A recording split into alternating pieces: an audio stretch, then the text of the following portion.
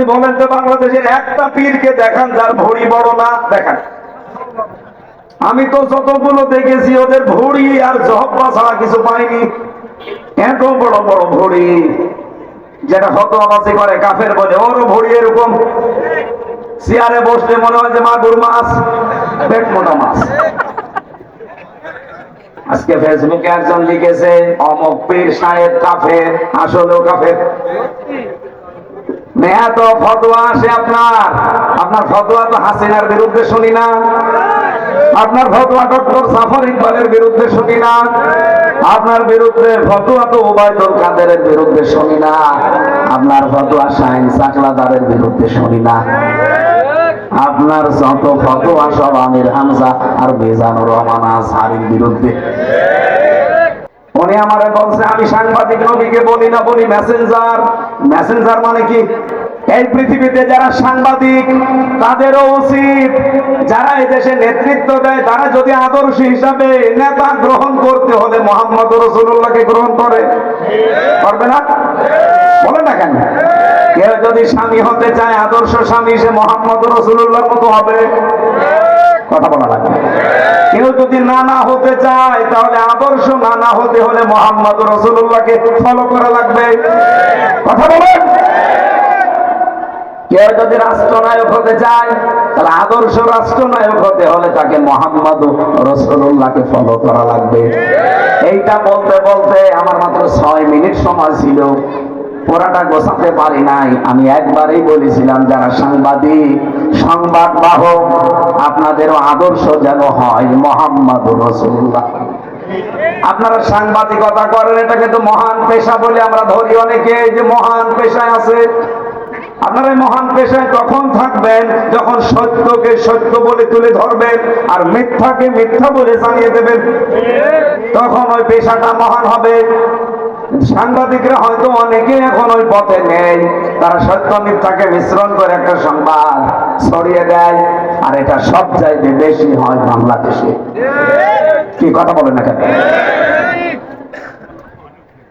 আমি কয়েকটা সাংবাদিক সংবাদপত্রের রিপোর্ট অনুযায়ী 3 বছর জেলে ছিলাম, বিশেষ করে যুগান্তর।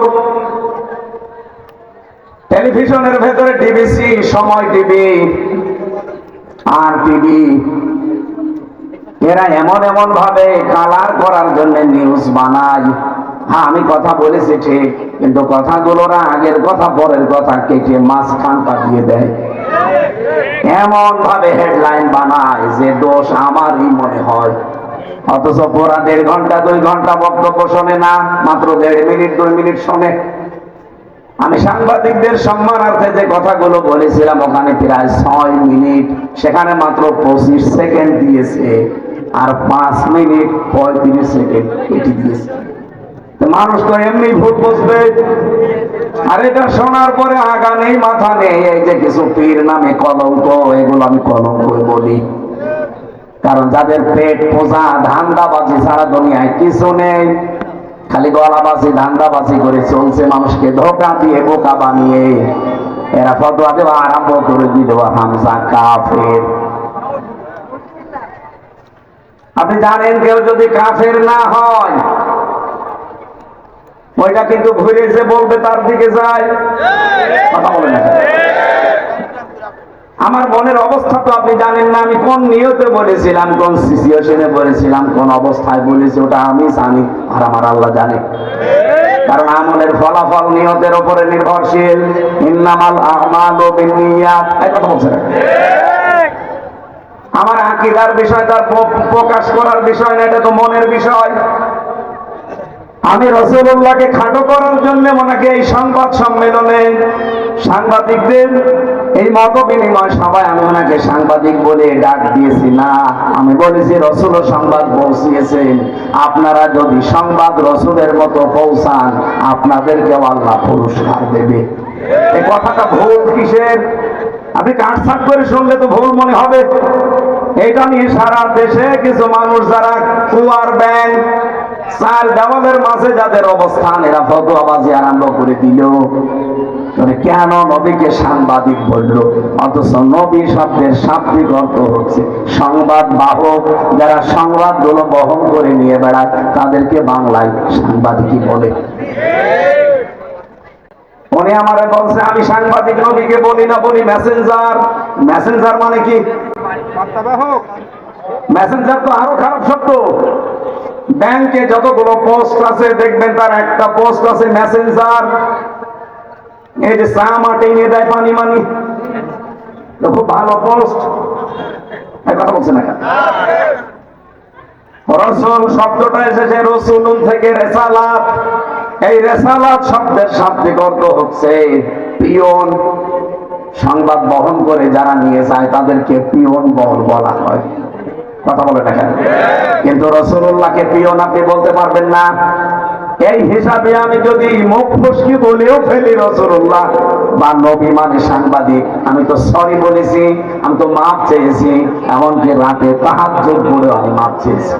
আমি আশা করছি আমার আল্লাহ আমাকে মাফ করে দেবে। কিন্তু আপনি কাফের বলে কি করলেন? আমার মনের অবস্থা আপনি জানেন না। আন্দাজে কাফের ফতোয়া দিয়ে আপনি এখন নিজেই কাফের। আজকে ফেসবুকে একজন লিখেছে অমক পীর সাহেব কাফের, আসলেও কাফের।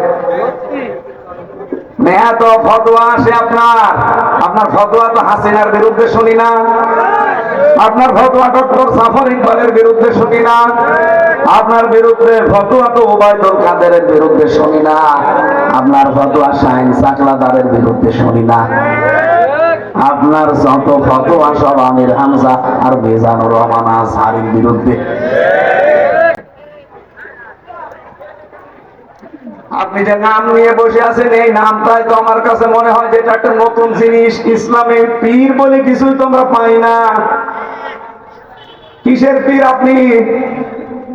আমি আপনাকে ছোট খাটো করার জন্য না, পীর শব্দটা যে দিয়েছেন এটা কোন জায়গায় আছে বলেন? আপনি যে বলছেন নবীকে সাংবাদিক বলা যাবে না, মেসেঞ্জার বলা যাবে কোন ফাঁকে? আপনি যে নিজেই বললেন নবী মেসেঞ্জার। এই কথা বললে নবীর সম্মান আরো খাটো হয়।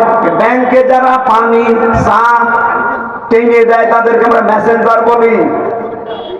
এরকম একটা পোস্ট আপনি নবীর নামে লাগিয়ে দিলেন। সাংবাদিককে কত উপরের পোস্ট, সেটাকে আপনি ফালতু শব্দ বললেন। উল্টা পাল্টা নাম দিয়ে আমল তাবল করে আমারে নাই ছোট করেন।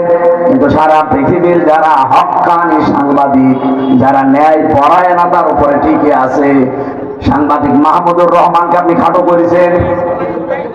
তাই কথা বলছেন না কেন? সাংবাদিক ইলিয়াসকে আপনি খাটো করেছেন। সাংবাদিক কনক সরোয়ারকে আপনি খাটো করেছেন। যারা জীবনের উপরে রিস্ক নিয়ে সংবাদগুলো প্রচার করে সেইটাকে আপনি ফালতু বললেন। আমি যে কথা ধরেছিলাম এটা বোঝানোর জন্য বলছি, খেলাফতের দায়িত্ব পালন করা দরকার জমিনে। আজ হাজারো পীর এই দেশে, 48,000-এর উপরে পীর। আমি তো যতটুকু খোঁজ রাখি পৃথিবীতে এমনও দেশ আছে যে 48,000 মানুষও নেই, অথচ পীর এই দেশে 48,000। এত পীর, একটাকেও রাজপথে পাওয়া যায় না, জমিনে পাওয়া যায় না। নর্থ সাউথ বিশ্ববিদ্যালয়ে কোরআনের উপরে লাঠি দিয়েছে, থুতু দিয়েছে, সেখানে ফতোয়াবাজি করতে পারো না। 48,000 পীর যদি একবারে রাজপথে নেমে বলে এর বিচার না হলে কেউ দরবারে ফেরত যাব না, বিচার কালকেই হবে। কোথায় আছেন আপনি? আপনি তো শুধু ভড়ি আর জব বানিয়ে ব্যস্ত আছেন। আপনি বলেন তো বাংলাদেশের একটা পীরকে দেখান যার ভড়ি বড় না, দেখান। আমি তো যতগুলো দেখেছি ওদের ভড়ি আর জহব্বা ছাড়া কিছু পাইনি। এত বড় বড় ভড়ি, যেটা ফতোয়াবাজি করে কাফের বলে, ওরও ভড়ি এরকম। চেয়ারে বসলে মনে হয় যে মাগুর মাছ, পেট মোটা মাছ।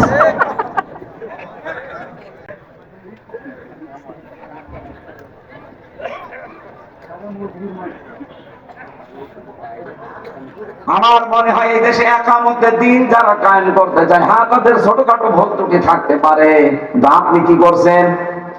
তাদের মতো এই 17 বছর সেলজুলুম সহ্য করেছেন, একটা বার জেলে গেছেন আপনি? রিমান্ড কি বসেন? 11 ঘন্টা আমার টাঙ্গিয়ে রেখেছিল উল্টো করি মাথায় দড়ি দিয়ে।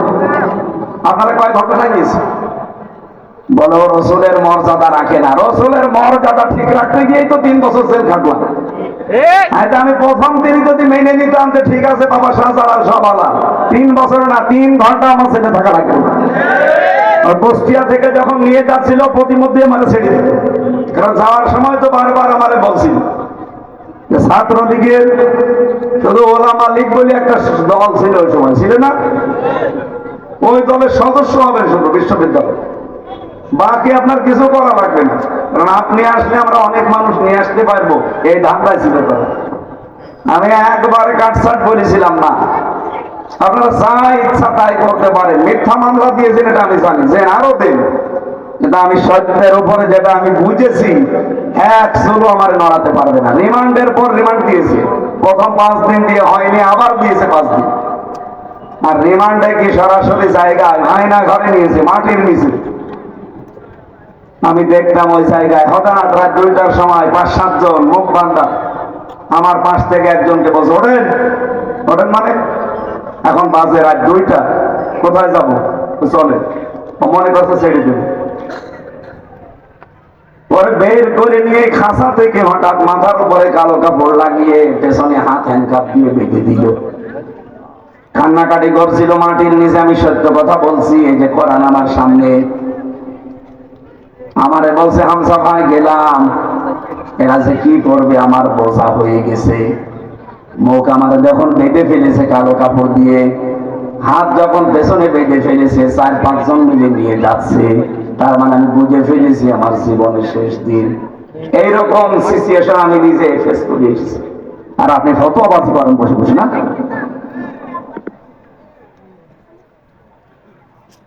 কত মানুষকে এখনো পর্যন্ত, যদি হাসিনা থাকতো আমার মনে হয় আয়না ঘরে থাকা লাগতো। একই কথা বলছেন না? কত মানুষ 5 বছর 7 বছর আমি যেখানে ছিলাম সেই রুমে, তার পাশে দেওয়ালে লেখা ছিল তারিখ দিয়ে 2009-13 সালে ওখানে তারিখ দেওয়া, 8-8-2013 এভাবে তারিখ দিয়ে দেওয়ালে লিখে রেখেছে। এই যে এই নখগুলো দিয়ে খুশিয়ে খুশিয়ে যে ভাই এই যে নাম্বারটা কষ্ট করে লিখেছি, যদি পারেন কেউ বাইরে যেতে এই নাম্বারে বলবেন যে আমি বেঁচে আছি। এই দৃশ্য দেখে একটা মানুষ ঠিক থাকতে পারে? কোথায় 13 সাল আর কোথায় 24 সাল? এতগুলো বছর তার জীবনে চলে গেছে, এই লোকটা জানে না যে এখন কোন বছর, জানে না যে এখন আসলে কোন মাস, কোন দিন, এটা কি বার, কয়টা বাজে, কিছুই জানে না। দিনের পর দিন, বছরের পর বছর তার মাথার উপর দিয়ে, তার জীবনে কোনো ঈদ নেই, জমান নামাজ নেই। একটা মানুষ কিভাবে 8 বছর 10 বছর 14 বছর এভাবে থাকতে পারে? আপনি একটু নিজেকে দাঁড় করান তো। আপনি বড় বড় পেট নিয়ে ফতোয়াবাজি করেন, নিজেকে একটু ওই জায়গায় দাঁড় করান যে কি করে ব্যারিস্টার আরমান 8 বছর কাটিয়েছে। মুফতি ফখরুল ভাই আমার সাথে ছিল, আমার ফাঁসির কন্ডেম সেলের ভেতরে। আমার একদিন বলছে, হামজা ভাই এই যে মানুষ যে 60 হয়ে শুয়ে থাকে, এটা যে কত বড় নিয়ামত আমি জানি। আমার পায়ের ভেতর দিয়ে হাত দিয়ে সামনে লোহার ব্যারিকেডের সাথে এই যে হ্যান্ডকাপ দিয়ে আটকিয়ে দিল। এইভাবেই বসে থাকা লাগবে 24 ঘন্টা, খায় তো হতে পারবেন না। আপনি শুনতেছে, আপনি একটু ভাবেন নিজেকে নিয়ে ওই জায়গায়। পায়খানা পোশাক করার জন্য 24 ঘন্টায় মাত্র 1-2 বার সময় দেবে, তাই 1.5 মিনিট থেকে 2 মিনিট। আরে ভাই 1.5 মিনিট 2 মিনিট তো বসতে সময় লাগে, এর ভেতরে আপনার টয়লেট শেষ করা লাগবে। আর টয়লেটের তাও তো দেওয়াল, জানালা, দরজা থাকলে হয় কিছু, একেবারে ফাঁকা জায়গা, মাত্র 1.5 হাত একটা দেওয়াল দেওয়া আছে, দাঁড়ালে দেখা যায়, বসলে দেখা যায় না, এতটুকু একটা জায়গা। অথচ সামনে অফিসার বসে আছে। একটা যুবক মানুষ আমার মতো 33 বছর বয়স আমার, আপনি সামনে বসে বসে লাঠি ঘোরাচ্ছেন, 1.5 হাত 2 হাত মতো একটা সর্বোচ্চ দেওয়াল দেওয়া, এখানে কি টয়লেট করা যায়? এরকম পরিস্থিতি এই মাটির নিচে ঘরগুলো। জীবনে এতগুলো জিনিস ফেস করে আসলাম শুধু রাসূলুল্লাহর এই দল করতে গিয়ে, আল্লাহর নবীর আদর্শে থাকতে গিয়ে, আর আপনি এখন আমারে কাফের বানিয়ে দিলেন। আমি নাই কাফের হলাম, আপনি কি? আপনি তো কাফেরের বাপ।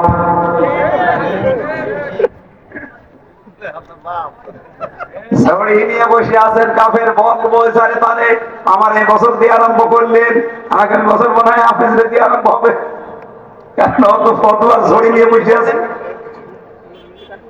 আপনি জামাত ইসলামের বিরুদ্ধে অভিযোগ করেন যে 80 বছরে নাকি তাদের কোনো অর্জন নেই, আপনার নজরে পড়ে না অর্জন?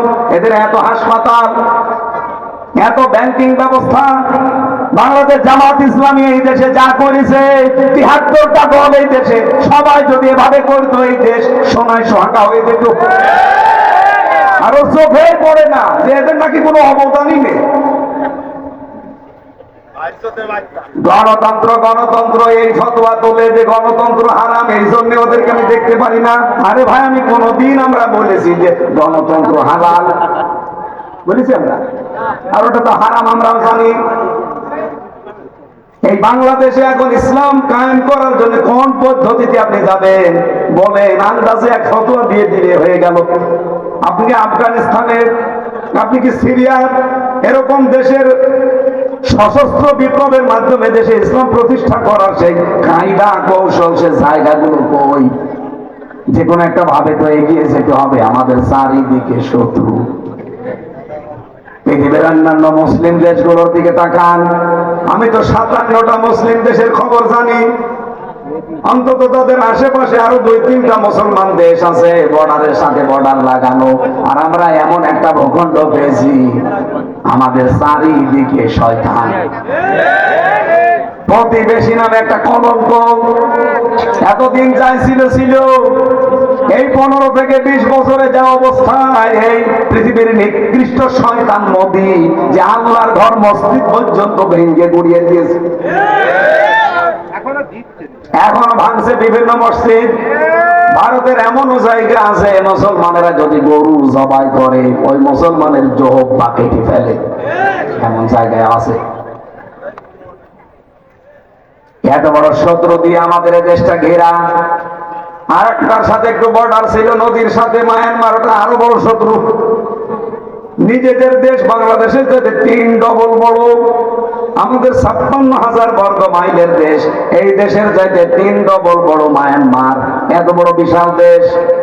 আমি কয়েকদিন আগেও গিয়েছিলাম টেকনাফে, উখিয়ায়, রাত 12:30টার সময় আমারে নিয়ে গেল এই রোহিঙ্গাদের দেখার জন্য। প্রশাসনের এক ভাই ছিল পরিচিত, বলছে চলেন দেখে আসি রোহিঙ্গা, কারণ ওদের রাত 9টার পরে বের হওয়া নিষেধ। এখন তো 12:30 বাজে, চলে যায়। প্রায় 1/2 কিলোমিটার নিয়ে গেল। ওদের ছেলে মেয়ে বেশি, এসেছিল 11 লাখ, এখন শুনছি 25 লাখ। আল্লাহর নামে জন্ম দিয়ে যাচ্ছে। অথচ যেই দেশ থেকে ওদেরকে পাঠিয়েছে পিটিয়ে পিটিয়ে, ওই দেশে জায়গা আমাদের চাইতে 3 ডবল বড় জায়গা পড়ে আছে। নিজের দেশের মানুষকে, জনগণকে থাকতে দেয়নি, পাঠিয়ে দিয়েছে পিটিয়ে। এতটুকু ছোট্ট একটা দেশে তারপরেও তো আমরা 11 লাখ, এখন প্রায় 24-25 লাখ মানুষ আমরা রেখে দিয়েছি, কিছুই তো বলি না। বিশ্বে আমাদের মতো উদার আমার মনে হয় আর কোন দেশের মানুষ নেই। আমার ভাইরা, আল্লাহ আমাদেরকে খলিফা করে পাঠিয়েছিলেন কোথায় বলেন তো? আরো জোরে বলেন। জমিনে থাকার দরকার নেই? আরো জোরে। এই জমিনে যদি থাকতে হয়, এই জমিনে আমরা এখন আমাদের 56,000 বর্গ মাইলে দেখতে পাচ্ছি প্রায় 73টা দল কাজ করছে জমিনে, তার ভেতরে আমরাও একটা। আমার এবার প্রশ্ন যশোরবাসীর কাছে, এই 73টা দল কি জান্নাতে যাবে? না। নবীজি বলেন মাত্র একটা দল জাহান্নামে জান্নাতে যাবে, আর 72 দল সব জাহান্নামে যাবে। ওই একটা দল কারা? মানা আলাইহি ওয়া সাহাবী। একালির কান আছে। নবীজি বললেন যারা আমি নবী এবং আমার সাহাবীদেরকে দেখে দেখে চলবে, তারাই ওই এক দলে আছে, আর বাকি সব দল আছে ওই 72 খাতারের ভেতরে। এবার আমার প্রশ্ন, আমরা নবীকে এবং সাহাবীদেরকে দেখে চলি কিনা? বিশ্ব নবী মুহাম্মদ রাসূলুল্লাহকে দেখে চলা মানে শুধু তার জুব্বা আর দাড়ি নেওয়া না। আল্লাহর নবী মুহাম্মদ রাসূলুল্লাহ জীবনে যা করেছিলেন তার এই 40 থেকে 63 এই 23 বছরে আপনাকে তাই করা লাগবে। এই কথা বলে না কেন? আমরা সত্যি করে বলছি তাই করতে পারি না? পারি না। আমাদের দেশে হয়তো আমরা দাঁড়িয়ে রাখতে পারি, জুব্বা গায়ে দিতে পারি, সর্বোচ্চ মসজিদে 5 ওয়াক্ত নামাজ পড়তে যেতে পারছি। এই নবীজির জীবন কি এতটুকুই ছিল? আরো জোরে বলেন।